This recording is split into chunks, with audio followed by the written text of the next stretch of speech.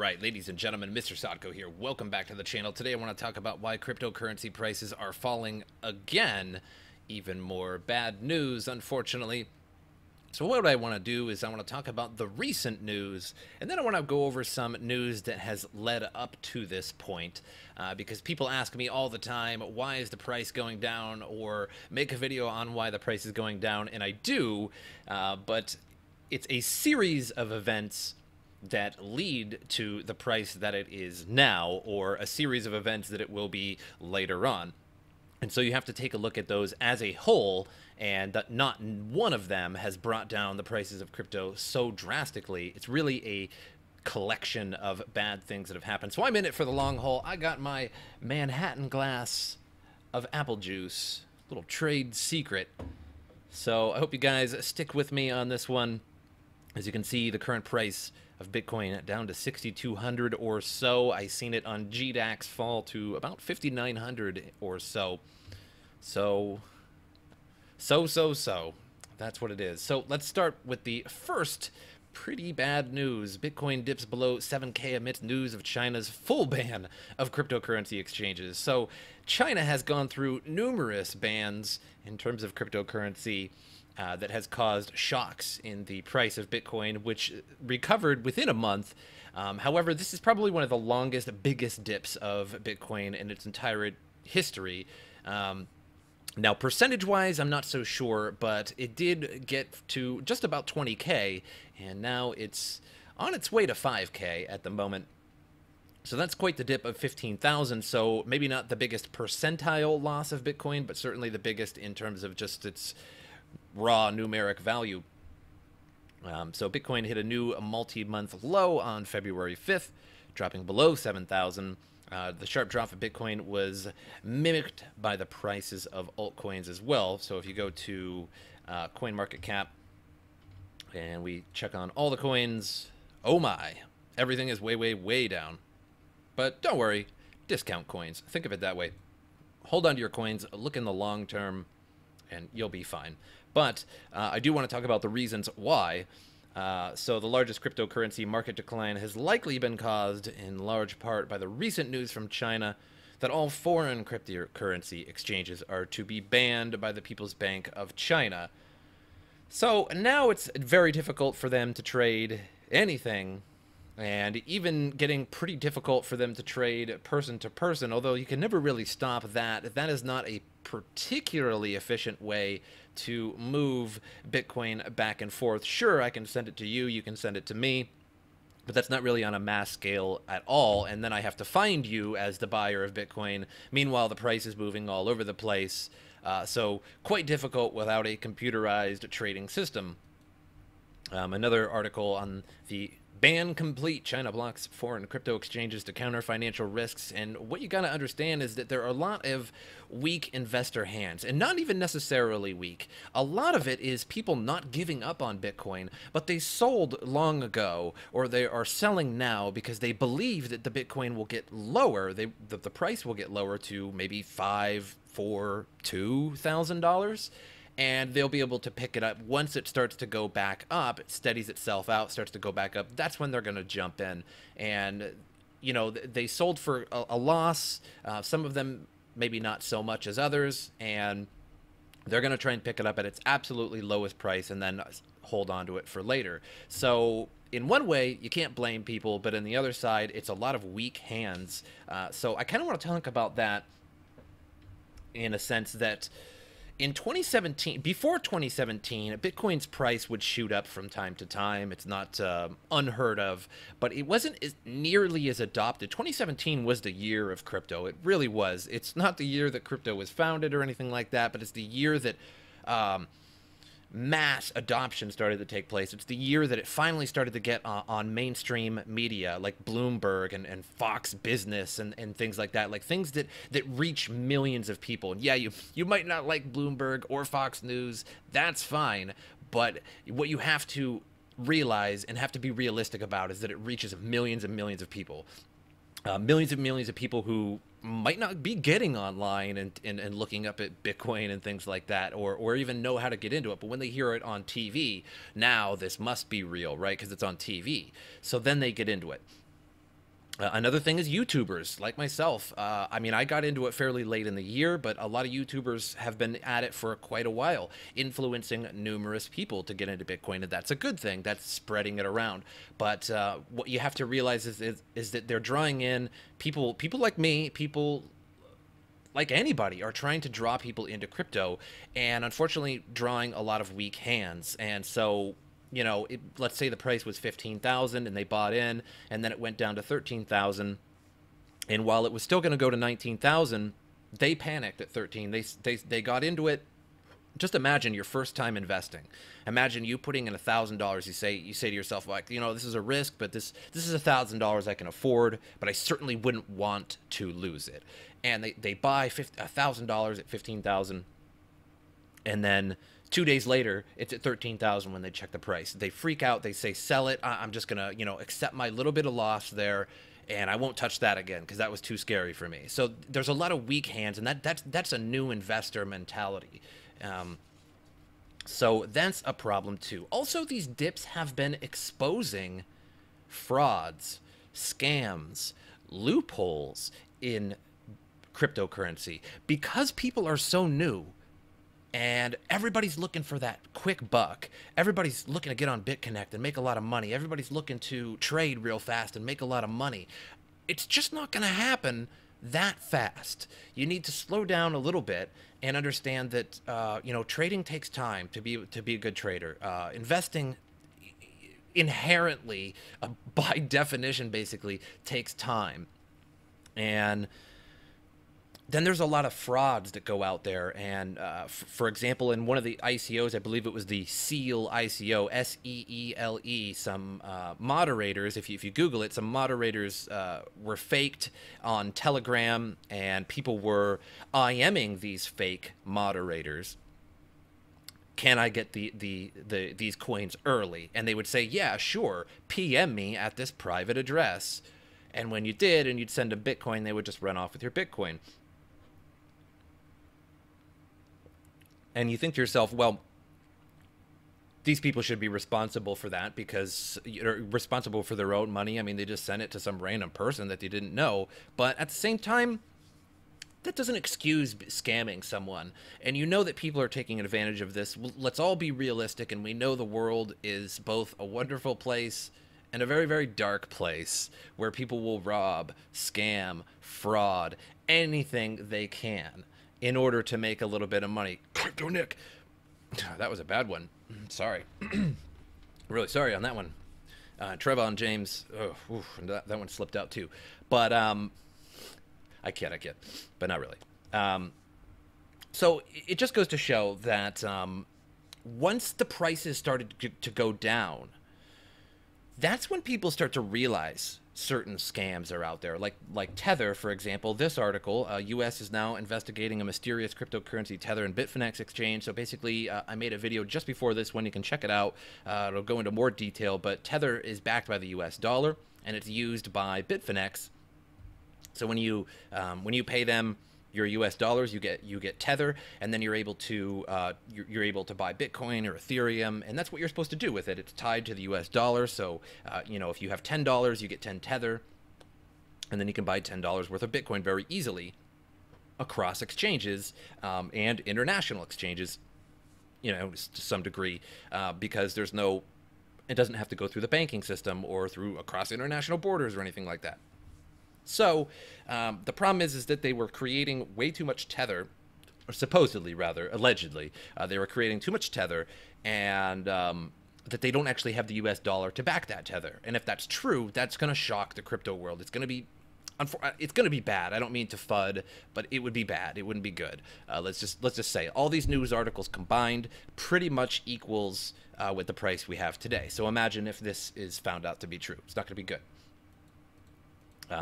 So when the prices are going way up and they're almost $20,000, nobody's caring. And especially if you came onto a Reddit or to a forum or to some public place with all kinds of Bitcoin holders, and you said, hey, I think some of this stuff, this particular thing or that particular thing that you point out is a fraud. And I'm not saying cryptocurrency is a fraud or Bitcoin, but I'm just saying that if you were to go point out what would normally seem as an obvious fraud, but people are making money off of, like BitConnect, Genesis Mining, these lending coins, these cloud mining services, and you point it out, you say, I think that's a scam. People will just tear into you.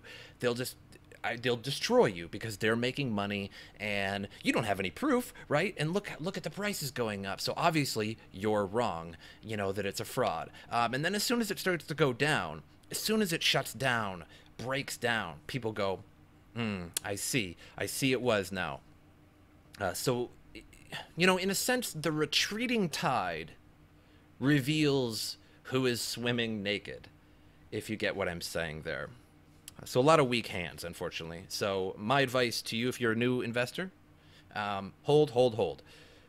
So for example, traditional markets are even nosediving following Bitcoin's own slump. Are these related? I'm not entirely sure, because in this case we're talking about the Dow Jones Industrial Average. I know. Look at my reporting skills, Wikipedia. I know, but the Dow Jones is referred to as the Dow 30. It's the top 30 modern companies, but it really has little or nothing to do, as you can see on the screen there, with traditional heavy industry. It's a price-weighted average, scaled average of stocks and stock dividends, and then you end up getting a number out of it, and basically the whole world pretty much uses it as a basis of economic wealth, if you will. So almost like GDP in a way, but stock wealth, if you will. So one way to think about this in terms of long-term investing is, one, just look at the price of Bitcoin. It used to be $100. Now it's thousands of dollars. It used to be $20,000. So long-term holding is definitely a good thing. And especially if you look at the Dow Jones, I actually looked it up on my birth year of 1985. The Dow Jones was approximately 1700. And now it is something like 24 to 25,000. So it just goes to show that there has been a huge increase, and that doesn't necessarily mean that it has increased that many fold in terms of the monetary value, but it is what it is. Of course, the stock market is a little bit more complicated in a lot of ways than the crypto world, probably for very cryptic reasons. Huh? Come on. It's a good one. But it just goes to show how things increase over time. And I think there is a huge lack of patience in the crypto world. I think people are jaded by the extreme volatility. For example, it's 10,000 today. Halfway through the day, it's 12,000. I sold, and then at the end of the day, it's back to 10,000, and I bought. People make a lot of money doing that, and when it slows down, then people start to lose their mind, or when it starts to go down, people start to lose their mind because it's not fast enough, it's not volatile enough for them. It's almost like watching a color movie and then going back to a black and white movie. And I'm not saying black and white movies are bad, but as soon as you start watching it, your brain kind of, because you miss all that color and all that input into your brain. So if you actually bring up a stock exchange and look at it, you'll see that the stock moves really, really slowly, by pennies, depending on what commodity, what stock you're looking at. I mean, we're talking pennies of movement. On a big day, of course, it can go up and down, but over time, we're just talking pennies and such, and it's very, very boring. And it's almost hard to invest with the traditional stock exchanges, because you don't know when. It's a lot harder to know when to buy. It's a lot easier to know when to buy when the number moves greatly. If Bitcoin's 10,000 and it moves down all the way down to 9,000, well, that's a pretty good buy right there. I mean, obviously this is a buying point. And then you buy it, it moves up past 10,000. Obviously, this is a good selling point. So the triggers are much easier to see. in terms of the numbers moving up and down. So that's a thing. So the Dow Jones did go down by a lot today. It was a total, at one point it was down by 1,700, and now I think it finished the day at 1,100 and something, like 1,176, if I recall correctly. So it led to one of the lowest drops in the Dow Jones history today in the stock market. Now, are those interrelated with crypto and this? Possibly, in terms of people's money being invested in one place or another. They could be selling stock for crypto as it's going down. It's hard to say. Either that, it was just simply a coincidence, and today was the day that the Dow Jones was going to go down. We don't really know. So here is another article. I know it's The Sun, which is probably not the most reputable source in the world, but this really did happen. So Bitcoin, Ripple, and Litecoin prices plummet as the cryptocurrency market crashes by about $120 billion instantly after website ditches South Korean data. This was this site right here, CoinMarketCap, and it threw away a bunch of Korean data. So the thing is with Korea is that it's very difficult to get money in and out of the country. So if you're Korean and you have a cryptocurrency exchange, it's very difficult for you to access another exchange for arbitrage to get the price lower or higher in a different country or different exchange. So what happens is that Koreans value their currency much more, and at the same time, they can't get their money in or out of it. So their price is in this weird limbo of their own. And so what CoinMarketCap did was remove that, because this price right now with Korean averages put in would be, I guess I couldn't say for sure, but let's just say, for an example, 6,500, right? And then you go to GDAX, and it's not 6,500. You go to Bitfinex or Binance, it's not the same price because that's Korean averages in. So they threw those out, and so that just averaged all the prices. It just chunked them downwards. It took that high average out. It's like essentially adding up a bunch of numbers, getting the average, and then trying it again without the two biggest numbers in there. You're going to get a much lower average. Another thing was this was fake news. Ethereum dives as one of the world's biggest cryptocurrency markets considers a bill to ban trading. And there was also additional articles that you can easily Google that stated that South Korea was going to ban cryptocurrency completely, but it was absolutely false. It was never found to be true. Obviously, it was not true because they continue to trade crypto today. They were really just talking about like some regulations and just safety regulations. Nothing too crazy. Nothing like the government was going to take control or completely ban it. So it was fake news. That caused a huge shift as well. And that was a little while ago. It's about January 11th, I'd say. This was another relatively bad news. Now, this one didn't shock the industry or anything like that, but just, again, realize that all of these negative news adds up in the world. Positive news raises, negative news lowers. It's just the way it is. It's just the way it's always been. There's been fake news put out there for probably hundreds of years in order to lower prices of this, that, or the other thing. When oil came out for the first time, when we realized that oil was a good replacement of like pitch and like seal and whale oil, then we realized pretty quick that oil is a huge commodity, and prices just fluctuated all over the place. People tried to attack oil miners, and saying that, oh, this oil is more safe. If you use this oil, your house will explode, which shocked people, lowered prices, and it's been a war for. It's just the way it goes. So negative news, unless it's a true blow to you personally, a huge blow, don't even worry about news most of the time. I just like to show what has happened in the market and why it's happening. So that's just a personal tip. Just keep hodling, just keep hodling. This was another kind of a bad news, is that JP Morgan's Jamie Dimon regrets his Bitcoin. Actually, not this one.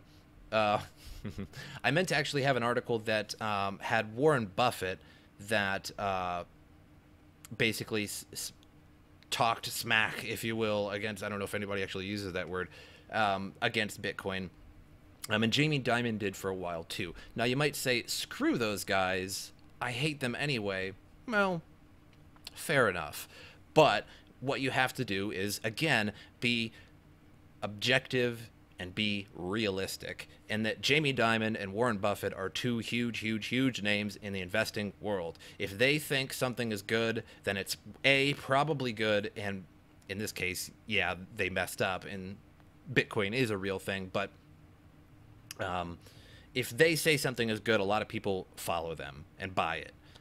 They're just the world's greatest investors and recognized as such. Now, whether or not you believe what they say or not, it doesn't really matter, but you have to be objective and realistic that if any kind of celebrity figure gets into Bitcoin or talks about it, they're going to influence a lot of people one way or another, whether that be negative or positive. So, and this is what I was talking about with the dip exposing frauds and such. So, we can talk about this for a second. The hype surrounding Bitcoin was all aimed at the incredible growth that the digital currency had experienced since it had began less than 10 years ago. People were unable to keep away from that from the chance to double, triple, and so on their money in a matter of weeks rather than years, as it would be with normal investors. So impatience, a sobering correction. Bitcoin have been having been founded by and upon people who believed in the technology and the potential to be a disruptive force to challenge the banking industry, was now teetering on a pile of uneducated speculators, people who were new to the scene, who were used to only upward trends and huge returns, yet they were not ready for the crash. And this is what I'm talking about, is that when you get into Bitcoin, maybe you got in at 10,000. There was that point at which, because I remember all the it's over 9,000 Dragon Ball Z memes that everyone was throwing out. And that happened really, really quick. It hit 9,000, and then it was just exploded within. It was basically a month and a half. It got up to nearly $20,000. So anybody that got in at that time was just so used to this massive increase in prices, and then when it goes down, they're not prepared for it, and they don't realize that it's going to go down and come back up. So then they ended up feeding and feeding and feeding the selling. And then good riddance. It may sting at the moment for anyone who has decided to hang out despite being at a loss, but those who remain probably have more than a passing interest in the technology. The loss of the speculators could be just what Bitcoin needs. Last year, people were buying up Bitcoin even with their credit cards and other forms of debt. And this is what I was always telling you guys to get away from. Don't use your credit card. Don't use your debit card. Just ACH transfer. That way you're not paying these huge fees, and you only are paying what you actually have. Because if you're paying with your debit card, or your credit card rather, maybe it's because you don't actually have that money in your bank account, and that probably wasn't a good idea. And now you're just going to incur a bunch of fees. It's going to be even harder for you to make money. While this is easily seen as a bad idea for the person doing it, and it's also a danger for Bitcoin, there have been many financial crashes and bubbles in markets that have begun with people getting foolish in their buying and investing. And this FOMO, fear of missing out, buying and hype, have all the hallmarks of a bubble. So it just goes to show that a whole bunch of bad news can equal lowering prices for a currency. So I urge you guys to stay on top of things with, Bitcoin news and crypto news in general. I urge you guys to keep out there and keep up with the times. If you guys see a really great news article or something like that just came out, feel free to comment it on my page, and I'll take a look at it and maybe make a story out of it. But now, I don't really enjoy making negative crypto stories, but it is part of the learning process of investing and being in the crypto world itself. If you can't handle, if you can't take the heat, you shouldn't be in the kitchen, kind of thing.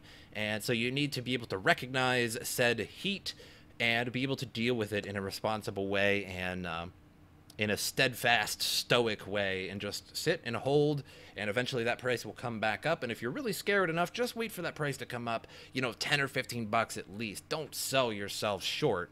So that's basically shorting, is just selling yourself short so you can get in an even lower position later on, and that doesn't always work out. So be careful with your guys' investments, and don't always pay attention to the bad news. But I hope you guys enjoyed this video, and I will see you guys next time.